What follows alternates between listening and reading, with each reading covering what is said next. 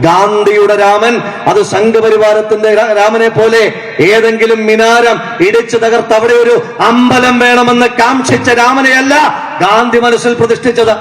ഗാന്ധി മനസ്സിൽ പ്രതിഷ്ഠിച്ച രാമൻ, ഗാന്ധി നിരന്തരമായി ചൊല്ലിയ രാമനാമം, അത് രാമനും റഹീമിനും രാജുവിനും ഏകോദര സഹോദരങ്ങളായി കഴിയുവാനുള്ള സാഹചര്യങ്ങൾ സൃഷ്ടിക്കുന്ന രാമരാജ്യത്തെ പറ്റിയാണ് ഗാന്ധി നിരന്തരം പറഞ്ഞുകൊണ്ടിരുന്നത്.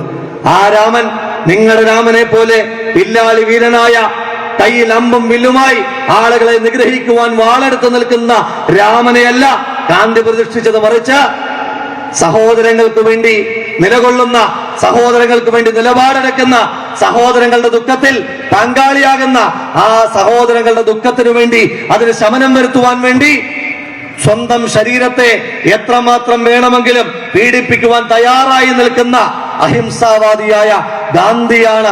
ആ ഗാന്ധിയുടെ രാമനും സംഘപരിവാരത്തിന്റെ രാമനും തമ്മിൽ രാവും പകലും പോലെയുള്ള വ്യത്യാസമുണ്ട് എന്ന് സൂചിപ്പിക്കാനായിട്ട് ആഗ്രഹിക്കുകയാണ്.